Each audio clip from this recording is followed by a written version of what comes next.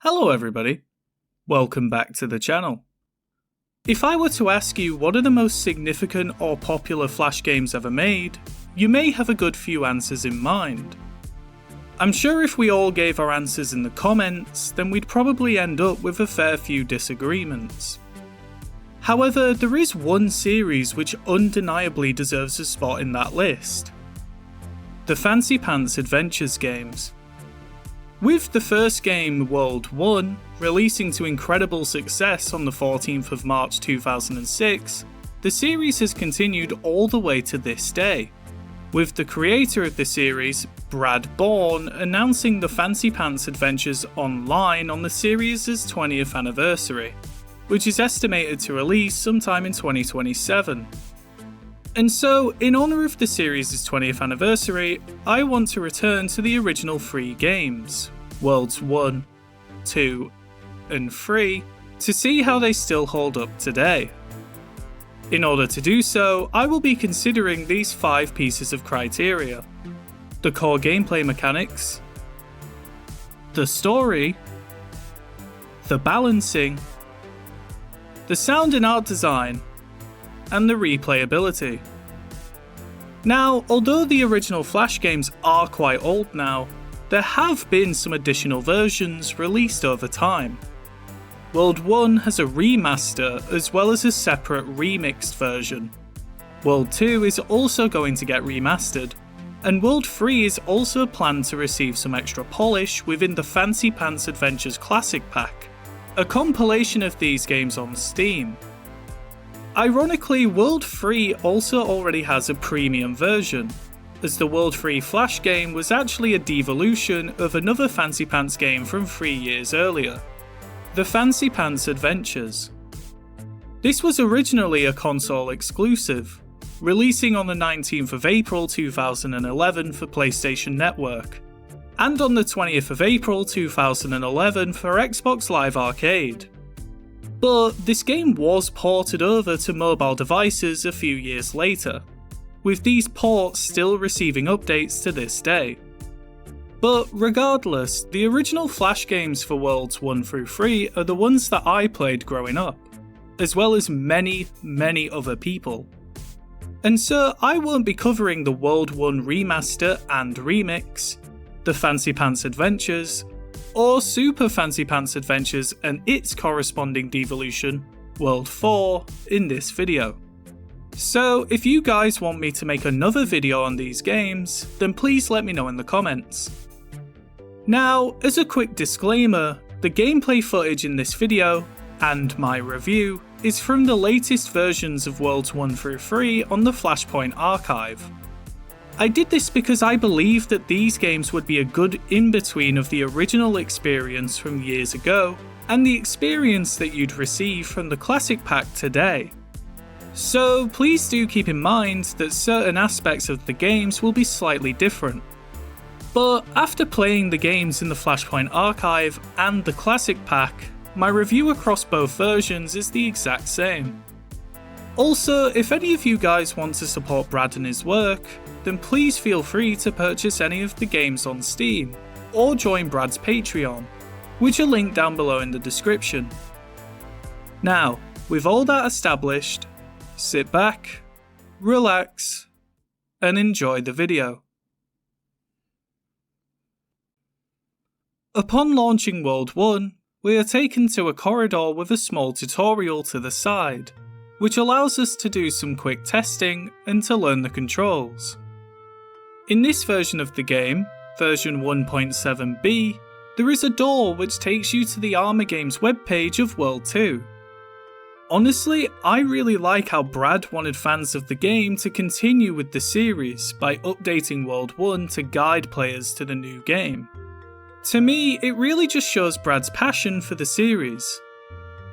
After going through the World 1 door, we have a few more doors to choose from. However, I'm just going to start the game, and come back to these later. Immediately we can see the classic Mario and Sonic inspirations within the combat and movement. Enemies deal damage to the player upon regular contact, with a few hits required for the player to lose a life. The player can deal with enemies by jumping on their head, exactly like how Mario deals with most enemies. However, we also have the ability to slide or roll when moving at speed, which can deal with multiple enemies at once, giving us a combo, which is very similar to how Sonic deals with enemies. This, along with the fast but controlled movement, the smooth animations, and backflips, all help make Fancy Pants Man feel very nice to control, and the enemy's not too bad to deal with either. So we're off to a great start. Across all three games, the player can collect squiggles. These restore the player's health, as well as giving the player an extra life for every 100 squiggles collected. This means that finding groups of squiggles, or finding these green squiggles which are worth 5, become a priority when the player's health is low. But since they're so easy to come across, including a room full of them here in the first level, health is typically not an issue. However, the player still has to be careful at full HP, as falling into a bottomless pit causes the player to lose a life. If the player does end up losing all of their lives, the game takes them to a sad, dark room with "You killed Fancy Pants Man" displayed on the wall. Now, as a child who was beyond terrified after seeing some game over screens, I think that this is a very audience-friendly touch without it being too childlike. So I think that this is a very simple but cool design choice. After progressing through the level, dealing with spiders along the way, we can find a door which takes us higher up in the level. Here we can find a block very similar to a coin block in Mario, as well as a spring which allows the player to collect their first trophy. These are collectibles which can be found across the game, each referring to a popular Flash creator at the time that Brad was friends with or collaborated with this one being the Flash game character Stand created by Sketch Michael. However, that's not the only secret in this level. Once the player progresses to this point, they can go left and jump into this cardboard box, where we will collect the wall jump power up and get spoken to by Brad. Now, the room starts to fill up with ink, which damages the player if they're in it. Using the wall jump power up, the player has to make their way back up and out of the box. If they manage to do so, they can now use the wall jump power up across the rest of the game. As Brad himself explained, the later levels weren't designed with this feature in mind, but this power up was more of a test for World 2. Anyway, after dealing with this gun wielding rat and heading through the door, we enter a mini level. This is our introduction to moving platforms, which are incredibly easy to deal with by having the wall jump power up. After making our way through, we enter level 2. This level has much more of an icy appearance, but it doesn't actually contain any ice physics. After entering this door here, we encounter these locked springs, which function like barrels in Donkey Kong Country. After pressing jump, the spring unlocks and the player is pushed into the air.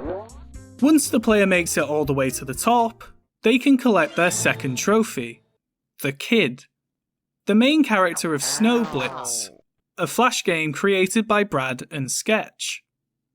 Continuing on with the level, we can find this room here, where the player is tasked with comboing their jumps off of these spiders in order to reach the third trophy. This trophy is of Rocky Pinnacle, the creator of the Kermit Combat series, which is a series that Brad really seems to have enjoyed.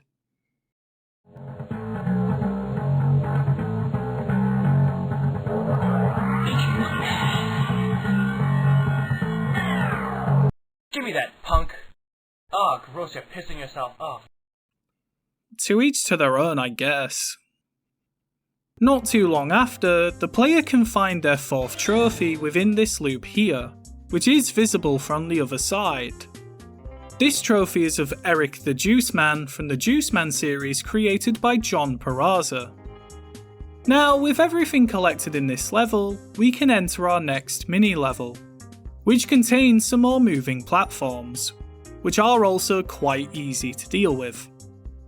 Upon entering level 3, we can see some grass and dirt, implying that we're now at the surface of whatever location we are in.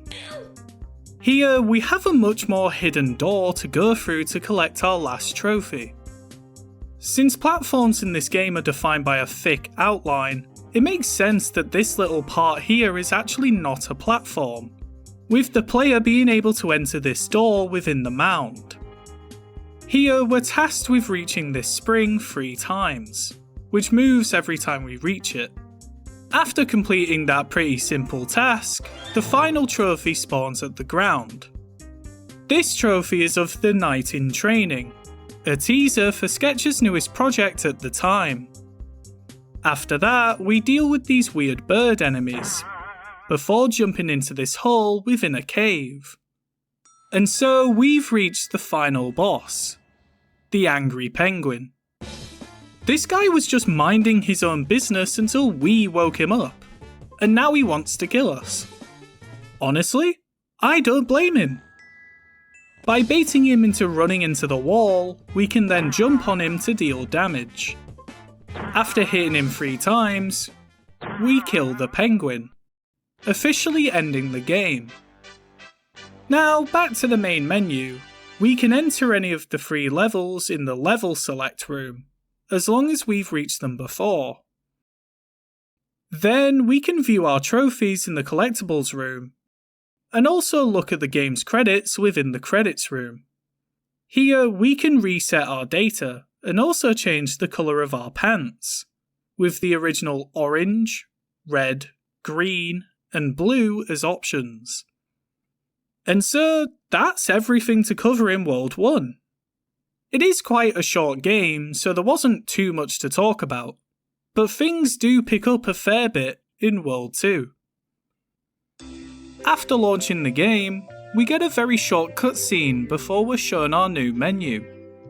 As you can see in the top right, we now have 6 colours and trophies to collect throughout the game, more than doubling the collectibles in World 1. Looking in the level select room, we can see that we have 6 levels, doubling the level total as well.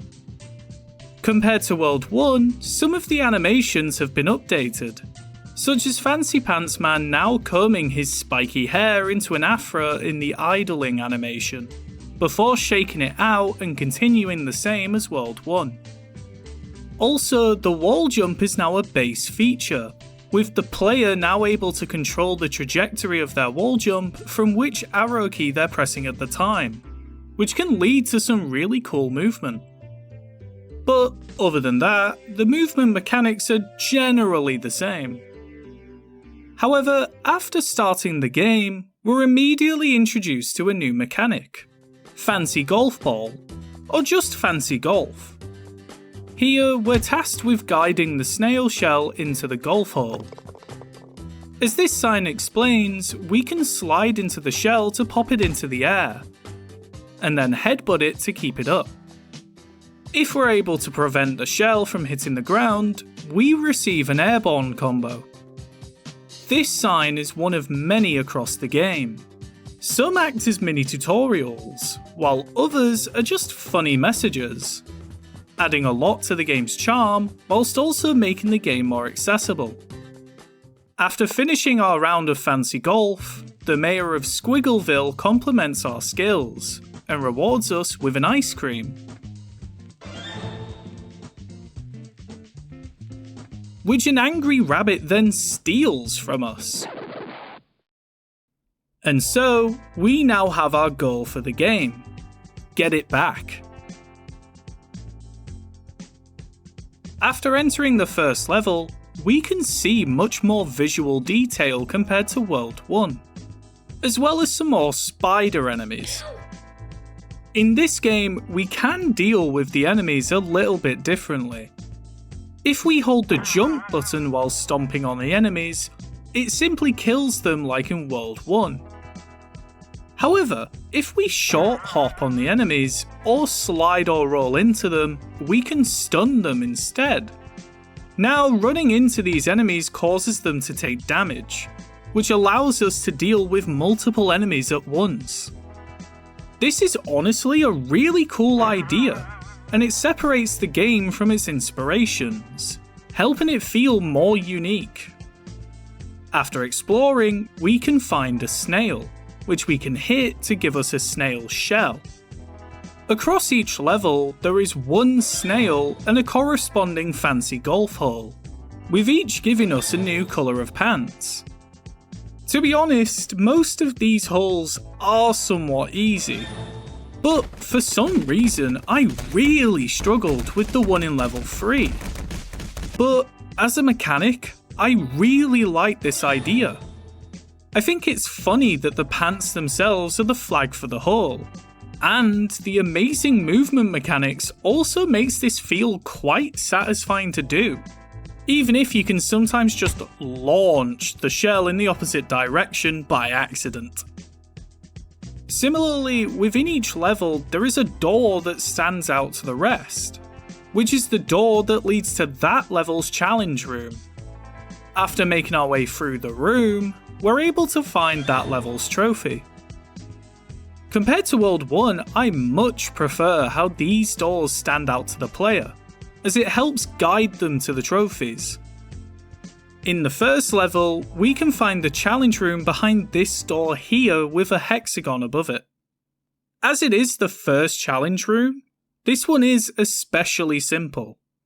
We just ride the bee up to this rope, which then introduces the climbing mechanic to the player. After doing some more parkour, we can collect our first trophy, The Happy Little Bee by Tommy LM, one of the game's music creators. And we can see Tommy held captive by the queen bee, which was a bit weird to see. However, I forgot about that once I realised that there was now a rocking out animation when you duck over and over again, which I absolutely love. Continuing on, we can see some more visual gags in the background before reaching the end of the level. After entering this door, we begin our first mini-level, the same way as World 1.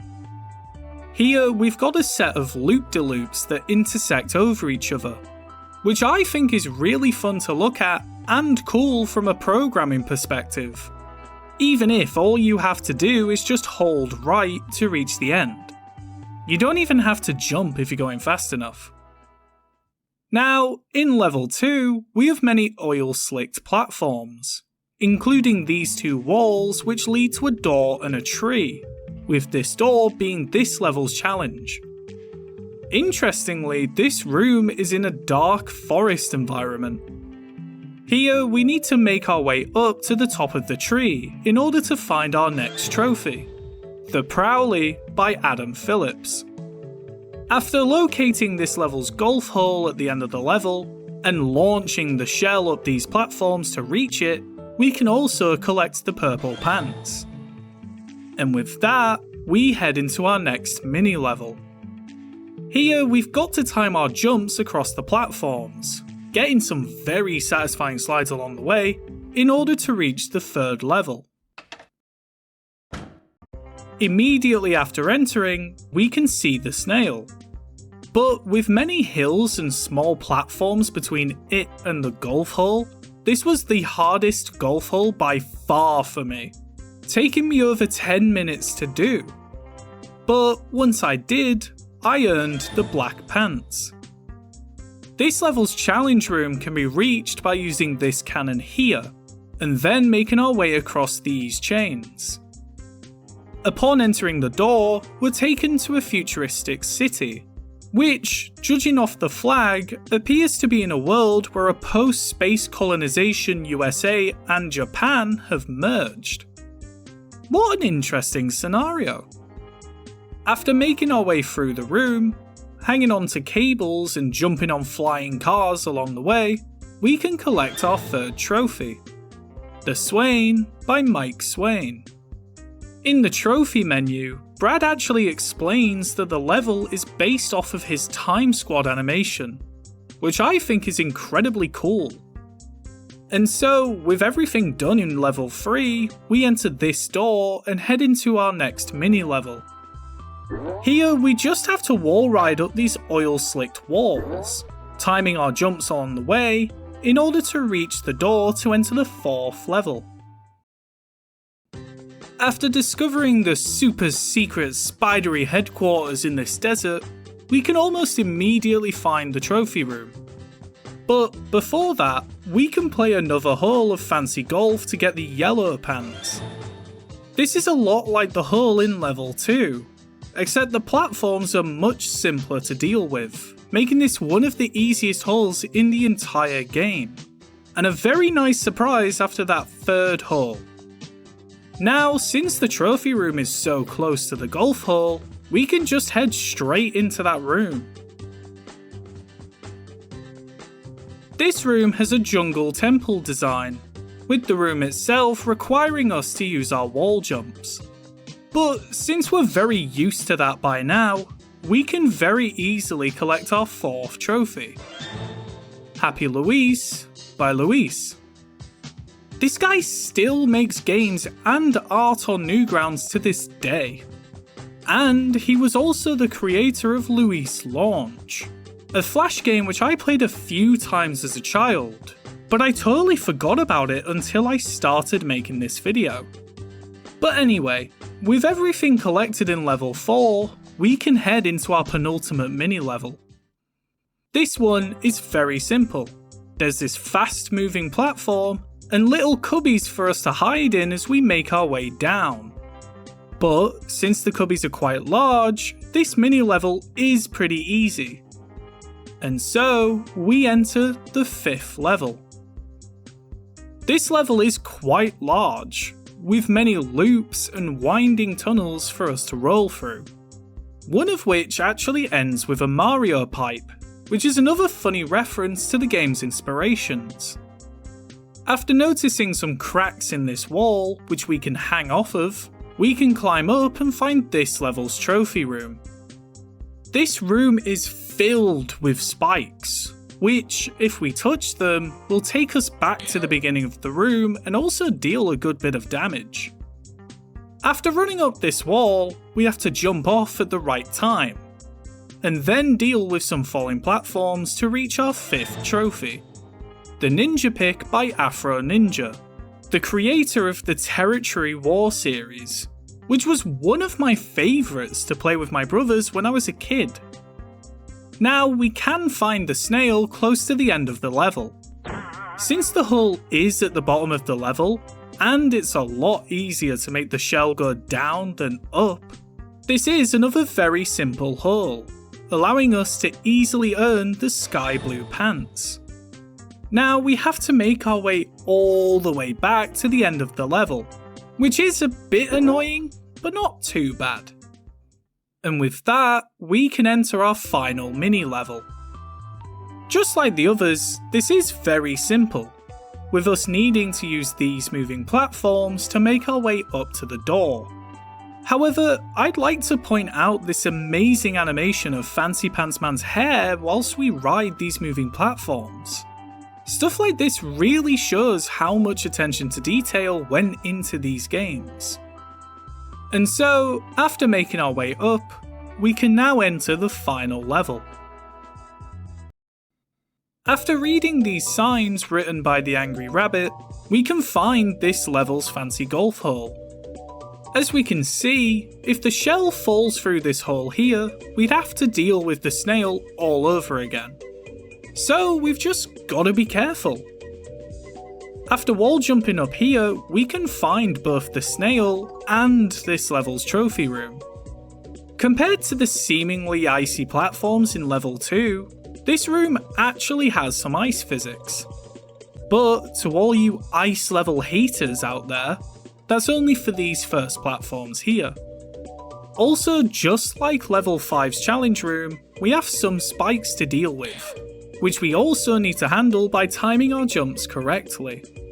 Then, after launching ourselves with this cannon, we can reach this sign and door, with the door taking us to the final trophy.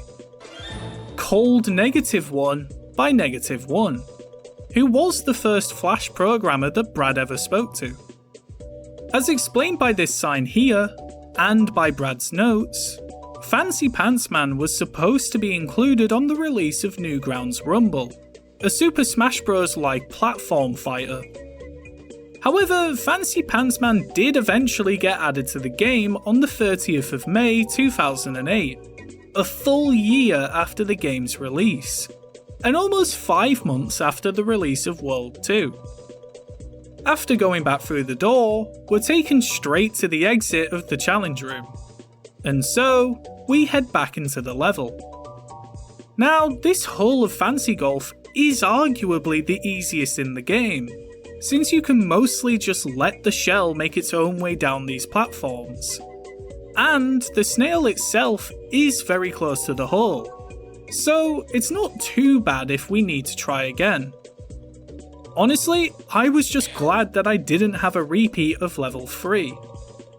After finishing the hull, we collect our final colour of pants, the pink pants. Then, with everything collected in the level, we can make our way through to the end and read the game's final sign, which I think is really funny. Now we can enter the door to the Angry Rabbit's hideout, where, after a quick animation, we begin the final boss fight. As you may have expected, this fight is incredibly simple.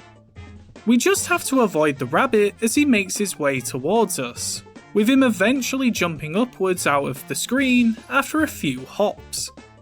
Now he drops a spider and then a snail to where we are standing. After jumping on the snail, we can use the shell to stun the angry rabbit, allowing us to hit him. After each hit, he does one hop before jumping off the screen again, where he now throws 2 more spiders for each hit before he throws the snail. Then, just after 3 hits, we kill the angry rabbit to get our ice cream back. And that's the end of the game. But in this version of the game, Brad actually included a discount code for Fancy Pants merch, which was valid between the 20th of October 2010 until New Year's Day 2014, which is definitely the longest sale that I've ever seen. Now, with the game finished, we've unlocked every level in the level select, as well as every trophy, and every colour of pants for us to wear. So we can now move on to World 3. Whilst in the middle of what looks like a lovely sleep, the Mayor of Squiggleville has a message for Fancy Pants Man. The King of Squiggleville needs our help. Angry bathtub pirates have commandeered the royal tub. Yep, they're using his bathtub. But before we fully set off and start the game, we've got a tutorial. This drill sergeant gives us a rundown of most of the game's mechanics, which is a very nice addition to the series.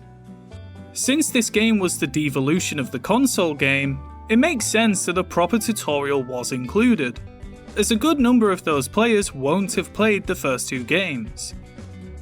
Within this tutorial, one of the things that we're taught is the wall run. By running up a slant, or by holding up whilst jumping on a wall, we cover a little bit of vertical distance before sliding back down. This, plus the new boost slide, as well as other changes, allow us to have even smoother and faster movement across the game. Which, to be honest, I didn't really think was possible. After finishing the tutorial, we can head out of the house and begin the game. But before that, I want to mention this game's collectibles. This game replaces the trophies with 3 stars that can be found in each of the game's 9 levels, leading to 27 stars across the entire game. Also, instead of completing a hull of Fancy Golf to earn one of the 8 pants colours, we're instead tasked with various challenges in certain levels, which I'll discuss in more detail as we come to them. There are 7 micro trials across the levels, which are parkour time trials. In these, we have to follow a set path of yellow squiggles and collect them all within a time limit. After beating one of these for the first time, we are rewarded with an extra life. And finally, we have 6 messages in a bottle to collect throughout the game, which I'll explain in more detail a bit later. If we pause the game, we get an overview of what we've obtained in each level so far, so we can easily keep track of what we're missing. Now it's time for us to start the first level, Squiggleville. Immediately after starting, the mayor laments about him not having a giant bathtub before flying away, which I think is absolutely hilarious. We can then begin the first micro trial by jumping on this spring here, which we can easily complete with some simple platforming. Now the number below the spring has changed. This number is actually a timer, with it counting the number of frames instead of the number of seconds. Now, since the game runs at 30 FPS, and I took 9.53 seconds, I got a score of 286. Continuing on with the level, we can find the first of the 3 stars by using this spring at the top of the first building. Then we can find the second star off the top of this building here. After heading down this underground section, we can find a scientist who wants us to beat his babysitter's high score in the obstacle course that he built in his mother's basement in order to help his dad find the secret of life. Yes, that's really what he wants.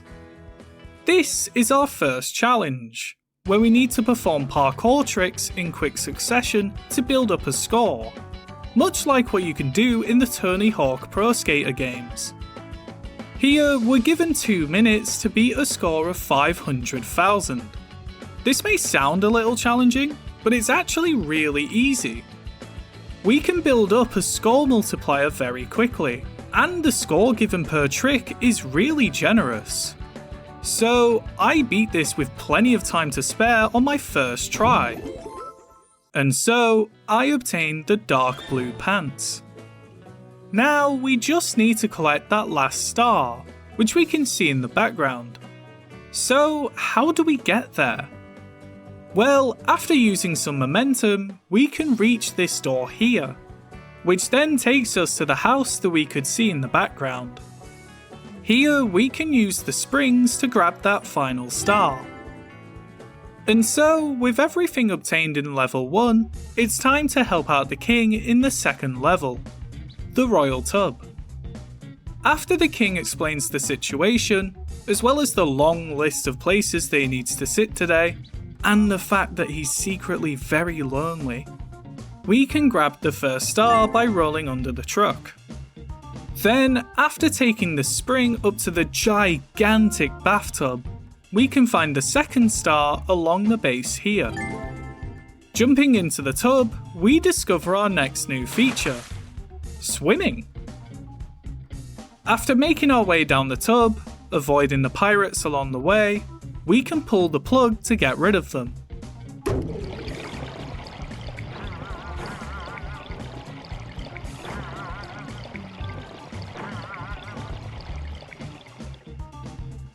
Then, after heading down the drain ourselves, we can find the final star in the sewer.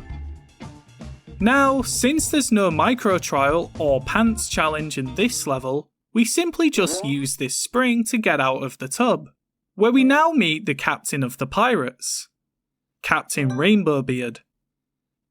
After being shouted at, he angrily jumps off the royal tub. Then, after jumping after him, we get a short cutscene, where we now meet Cutie Pants Girl, Fancy Pants Man's sister. After she shouts at Captain Rainbowbeard to get away from her cat, Caboodle, she kicks him in the balls. Upon seeing this, the pirates decide to make her their captain instead, taking her to their ship. And so, we've got our next goal: get her back. Upon entering the third level, Outer Squiggleville, we can immediately find the first message in a bottle from Cutie Pants. Despite being Outer Squiggleville, this level is much more of a typical city compared to the first. with a very large industrial cityscape instead of Squiggleville's cosy village aesthetic. After wall running up at the start of the level, we can find our second micro trial. This one is a bit harder, since we can't always see ahead of us. But once we have an understanding of the layout, this one is pretty easy. Then, after going down this underground section, I accidentally found the first star by getting a really good slide here. At the same time, we can find the second challenge. This time we're tasked with running a race faster than this girl can read her book, with a time of 70 seconds to beat. Oh, I guess it's 120 instead? Oh well. This challenge is quite easy, since the platform in itself is quite simple, and we don't immediately fail the challenge if we fall, with us respawning very close to where we fell. And so I beat it with over a minute left on my first try, even while making plenty of mistakes. But regardless, we've now obtained the purple pants. So, let's get those last 2 stars. After investigating where we entered the underground area, we can find this spring. After using it, and then entering this door, we're taken to a room with plenty of spikes. This is sort of like Afro Ninja's level in World 2, apart from the fact that hitting one of these spikes doesn't take us all the way back to the start. So we can get through this quite easily and collect the second star. After heading into the next room in the main world, we can find the third star by using these platforms. And with that, we can enter level 4, the Canopy Forest. As the name suggests, we're now in a massive forest, where we now have to deal with a new enemy, the frogs. After almost immediately finding the next message in a bottle, we can find this giant hollow tree, where we can then use this spring here to collect the first star. But instead of continuing on, we can climb all the way to the top of the tree to collect the second star. Then we can go left here to go all the way up to the treetops. Here we can find this level's micro trial and challenge. Compared to the previous 2 micro trials, this one is quite a bit harder. The required movement is definitely more precise, as we can very easily run out of time between collecting the yellow squiggles. This, plus some decently precise wall jumps, meant that this took me quite a bit of time to beat. Now, I'm sure you noticed the squirrel with a balloon on its tail in front of the challenge room. Well, the squirrel's challenge for us is to obtain 11 balloons from some bats in 2 minutes. You may be wondering, how on earth are we going to do that? By playing fancy pinball, of course. By using these bouncers, we can launch ourselves, or this snail shell, into the bats to collect the balloons. But like the other challenges so far, we can get that done very easily, giving us the very fitting green pants. Now, after using the upper exit in the main level, we can traverse across these disappearing platforms to collect the third star. Then we can head off into the 5th level, Bumminit Beach. Here we have another new enemy to deal with, crabs. These guys operate in a cycle of pinching up and down, respectively preventing us from jumping onto their heads or sliding into them. Honestly, that makes them the hardest regular enemy that we've dealt with so far, as we have to pay much more attention when we're dealing with them. Not long after beginning the level, we can find another one of Cutie Pants' messages, as well as this level's micro trial. Despite the disappearing platforms, this one is a fair bit easier than the last one, so it wasn't too bad. After looking around some more, we can find the first star and a sandcastle after jumping across some more disappearing platforms. Wait, a sandcastle? Why is that important? Well, instead of a challenge room like the other levels, there are 10 sandcastles scattered across the level which we need to destroy. Why? Because these two hippie-type characters think that their sandcastles need an upgrade. Makes sense? Anyway, in the second guy's room, we're also able to find the second star. After eventually destroying all 10 sandcastles, we're rewarded with the pink pants. Now, that just leaves the third star, which can easily be found when heading towards level 6. So, with everything collected in this level, we can just head straight into level 6. Right? Well, not exactly. By taking this pathway across some more disappearing platforms, we can enter a secret level, Goat Mountain. Here, there's only one thing we can collect, another pair of pants. After traversing these teetering platforms, we find this grumpy old goat, who tasks us with a master level obstacle course. Sounds quite difficult, right? Well, I beat this challenge on my first try in less than 40 seconds. So much for being master level. But as our reward, we obtain the black pants. And so we can now finally progress to the 6th level, Pirate Cove. Oh wait, I mean it's totally not Pirate Cove. Why on earth would I think that?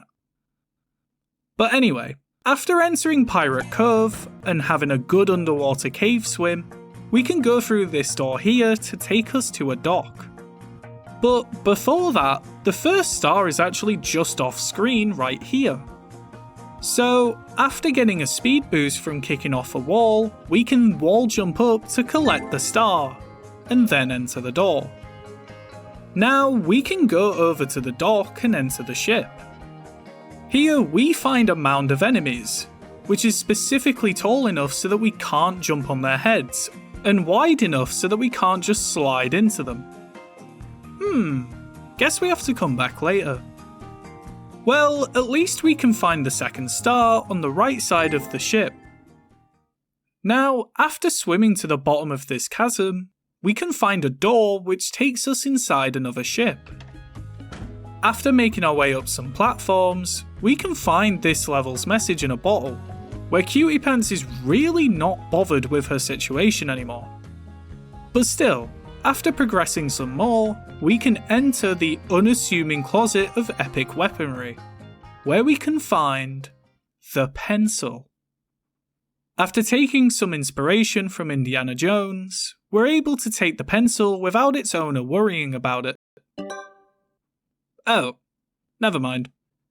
But regardless, we now have a weapon. By pressing A, we're able to do some quick attacks. But by holding A, we can cycle through a powerful overhead swing or a sweeping swing, where both of these can also knock the hats off of enemies, allowing us to damage them normally. But by holding up or down while swinging, we can control which powerful swing we do, which is quite cool. Now we have the hardest micro trial so far, where we've repeatedly got to use the bats as platforms. This, plus some decently precise wall jumps, meant that this took me quite a bit of time to beat. After that, we can fall into this cubby to find a hermit crab, who wants us to get his shell back. Now, it's time to play some fancy golf. With enemies in the way, and very hard maneuvers with the shell, this is actually a difficult challenge. After eventually beating it, we obtain the brown pants. Heading back across the upper part of the ship, we can find the final star after using these bats as platforms. And so, we can head back up to the boat and use our newly found pencil to deal with the mound of enemies, allowing us to enter the 7th level, Piratey Princess Ship. Now, we can really see what Cutie Pants has been getting up to. She's even locked herself inside the captain's quarters to stop us from taking her home. However, at the top of the screen, we can see that there are 3 keys to collect, as well as 3 shards of a disco ball. After using this swinging platform, we can collect the first star. Then we can just run over to the red key room. In each of the key rooms and disco ball rooms, we have to deal with a certain number of enemies before we can collect that item. So, after a quick bit of combat to get the red key, we can then head across the swinging platforms to reach the orange disco ballroom, and easily collect that shard as well. Then we can find another message from Cutie Wait, no, sorry, I meant Captain Cutie. After using these trampolines, we can then reach the yellow key room, which also has some ducks for us to deal with. Then, after sliding down here and dealing with some more enemies, we can collect the blue key as well. Now, we could continue on with the story, but we've still got some collectibles to find, as well as the micro trial to do. This, compared to the last level's micro trial, is decently easy. Then, after grabbing the second star and doing some more combat to collect the final 2 disco ball shards, the pirates can now have their disco party, completing this level's challenge. And so, we are given the silver pants. Now we can finally enter the captain's quarters, which have many spiders and mini ninjas for us to deal with. After reaching Cutie Pants, we can see that she's really loving the captain's life. So much so, in fact, that she throws a mini tantrum to stop us from taking her home, and then throws us into the pirate dungeon, where we meet Captain Rainbowbeard once again. As you can see, he's not taking things so well. Since he wants to win his crew back over to his side, he wants us to find the mythical beard dye of Norris. But before doing that, we can wall run up this wall to collect the 3rd star. And so, we head off into the 8th level, the Misplaced Cave. Here, we can complete our final micro trial, collect our final pants colour, and also collect our final message from Captain Cutie. This micro trial literally took me 2 tries, making it one of the easiest in the entire game. So, it was a little underwhelming. We can find this door here, which takes us to a mini obstacle course. After dealing with some more teetering platforms and doing some more slide jumps, we can find the 3rd star, which I collected first. In the bottom part of the level, we can find this bat spider who wants us to clean up his bat spider cave, since his butler is out for the month. Now, I never mentioned this earlier, but we could actually find Bat Spider in the background in level 5 in World 2, which I think is an amazing callback, and honestly, a really fun joke. But this challenge is actually quite hard. I mean, it's not incredibly difficult, but with it being another fancy golf hole, and because the level design itself is pretty tricky, it's easy to run out of time.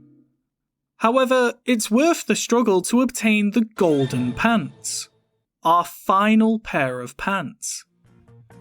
Soon after that, we can find what should have been the 1st star after using a slide to gain enough height. Then, I spent a good bit of time trying to find that 2nd star, eventually collecting it by getting a great slide here. From there, with everything finished, we can just simply head to this door. Now, after using the cannon, we enter the 9th and final level, Island Express. In this level, we only have the final 3 stars to collect, with the first one being really close to where we started. After making our way across these moving leaf platforms, and launching ourselves down this hole, we can find the 2nd star to our left. Now we enter the Beard Temple, where we can find our final star. After a bit more platforming, we can find the mythical beard dye of Norris. And so, after entering Captain Cutie's ship, we find that it's been overrun by the mini ninjas. According to Cutie Pants, who surprisingly doesn't want to be captain anymore, the old captain's fabulous rainbow beard must have been keeping them away this entire time. And now, after the captain reintroduces himself as Captain Manlybeard, it's time for the final boss fight. After he does a beard whip attack, some mini ninjas spawn from his beard. A few seconds later, he does a slam attack, which produces a beard wave for us to dodge. Then, after he does another beard whip, he tires out, allowing us to get a hit in. This may sound like it can get a bit chaotic, kinda like the Angry Rabbit in World 2. But since the captain deals with the ninjas with his slam attack, that solves most of the problem. Plus, since we can just duck under his beard whip, this boss fight is actually pretty easy. After getting 4 hits in, we defeat Captain Manlybeard, officially ending the game. Then we give Cutie Pants a ride home on our shoulders, taking us back to the level select room. And so, with that, we've officially finished covering Worlds 1, 2, and 3. But that doesn't mean that I finished talking about my experience with World 3. In the ship part of the Pirate Cove level, I believe that I discovered a really interesting glitch. An upwarp. By jumping in a very particular way at the gap between the wall and this block, we get teleported upwards to ledge grab at the top of the wall. Now, in all honesty, I couldn't do this very consistently. But since I did it about the same way on the other side, I believe that this is roughly how it works. Now, this is probably not even that useful in speedrunning, as this would only apply to the 100% run. And there's even also a spring right here which takes you up anyway. So this probably wouldn't even save that much time, even if you managed to get it on the first try. So yeah, if anyone learns anything more about this glitch, or if I'm not the first to discover it, then please do let me know. But I think it's really interesting that it happened at all. Just so people know, I played this game on version 1.50 on the Flashpoint Archive.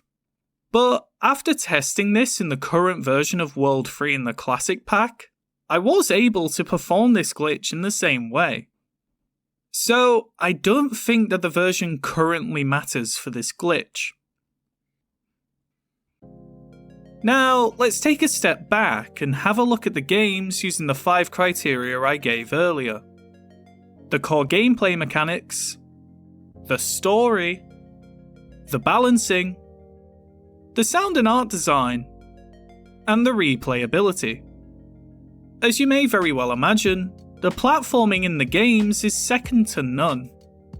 With the platforming mechanics developing with the series, each game just felt more and more polished from a platforming perspective. However, that doesn't mean that there weren't any issues with each individual game.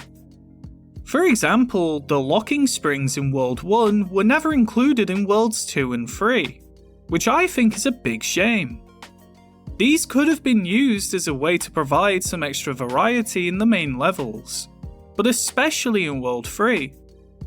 Sure, the inclusion of the micro-trials and the added variety between the challenges do help with making each level stand out as its own.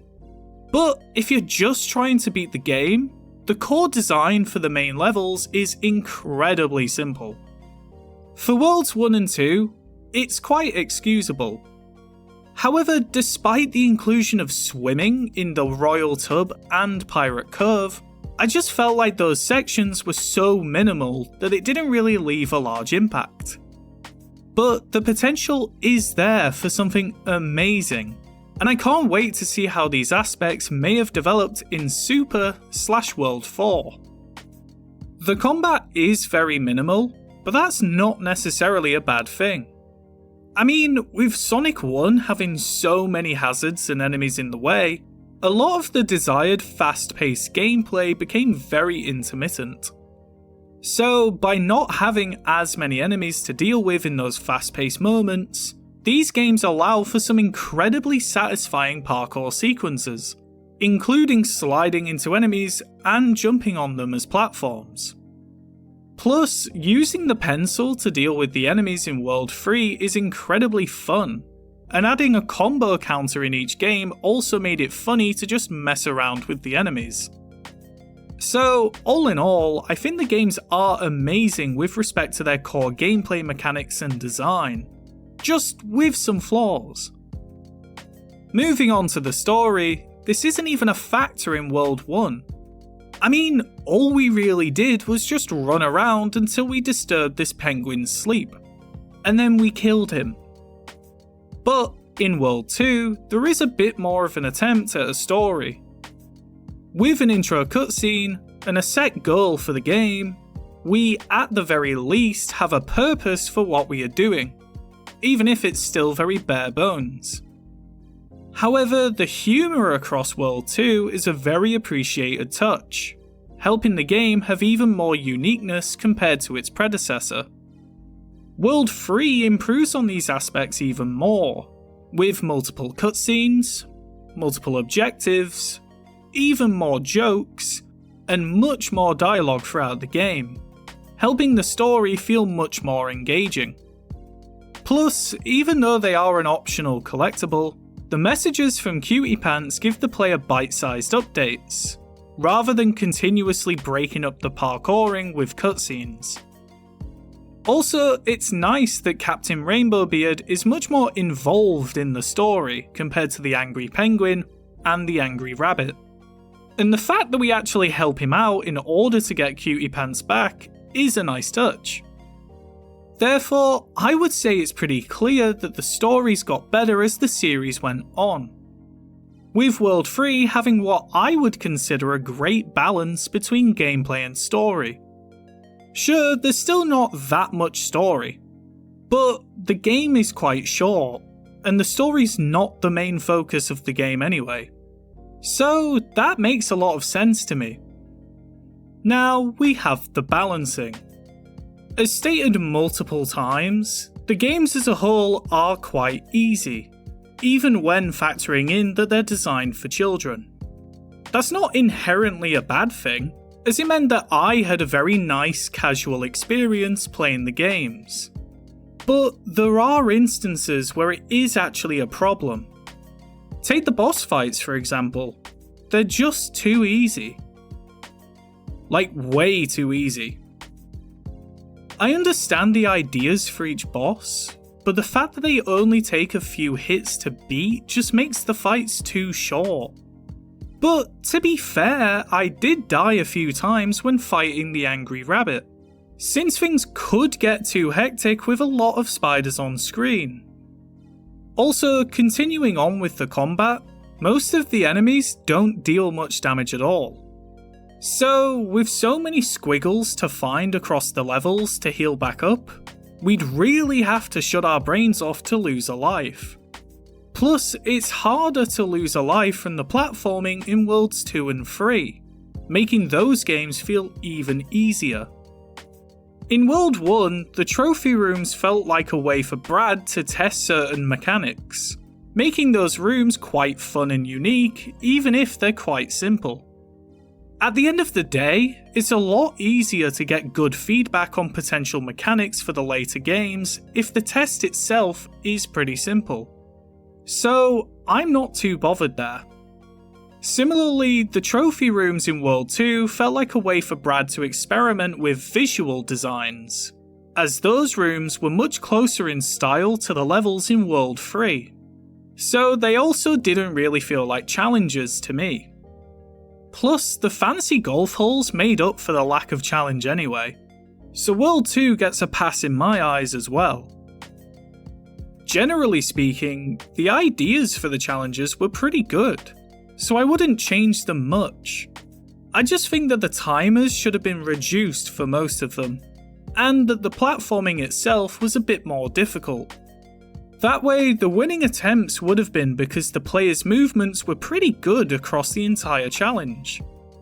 This, in my opinion, would have been much more satisfying than just blundering your way across the challenge and still finishing with half the time left. A good example of what I mean would be the micro trials. They weren't too long, but the time between collecting the yellow squiggles is harsh enough that the player has to make sure that their movement is pretty good in order to beat it. But with the mechanics being quite simple and easy to use, this wasn't ever too difficult to do. But again, it's a game for kids. I can't really fault the game too much in this aspect. Honestly, I just think that finding a thing was sometimes harder than doing the thing, making the game feel a little unsatisfying at times. Now, I really do think that the art design in these games is some of the best that the genre has ever seen. The hand-drawn animations are so smooth and charismatic that the only word I can think to summarize them is iconic. I mean, the animations are fancy pants. They're completely in a world of their own. But I did find it weird that some of the animations were removed over the games, such as the teetering animation in World 1. However, I really appreciate how much better the levels look in World 3 compared to World 1. So, I'll take it. I've not mentioned anything related to the sound design so far, but you've been listening to the music in these games, as well as some of the sound effects, as the video has gone on. So, I'm sure that you can agree with me that the games also do this quite well. Gaia Arnold, Tommy LM, Mike Rasnick, and Simon J. Hunter each did an amazing job. Thanks for that, guys. Plus, the sound effects are the perfect level of cartooniness to match the games, so they feel perfectly in place. And finally, we have to talk about the replayability. With Worlds 1 and 2 having an in-game timer, this helped spark a whole speedrunning community around the series, with the latest world records done only a few months ago. I mean, having a good, active speedrunning community is definitely a good indicator that people do want to keep playing the games. Unfortunately, the in-game timer was removed in World 3, but with so many collectibles, challenges, and the micro trials, the game didn't need the timer to encourage people to replay it. To me, these games are some of my favourite platformers of all time. The amazingly satisfying gameplay, the silly humour, and the great sound and art design have all encouraged people to keep coming back to the series for over 20 years now, and I'm sure that they'll be coming back for many more years to come. Thank you all so much for watching this video. If you guys enjoyed it, and maybe want me to make a video on any of the other Fancy Pants games, then please make sure to like the video, comment down below, and subscribe to the channel. It would mean a lot to me if you were to do so, but watching this far into the video is more than enough support. If you guys would like to watch my playthroughs of each world, I've linked a playlist in the description to the videos on my second channel. Also, if you'd like to watch some other Flash game reviews, then please make sure to check out my Motherlode and Strategy Defense videos. Now, as a quick message to Brad specifically, thank you. Your games have brought a lot of joy to my life, and I'm very happy that you're continuing on with this amazing series. Keep up the amazing work. But anyway, thank you all again so much for watching, and I hope you all have a wonderful day.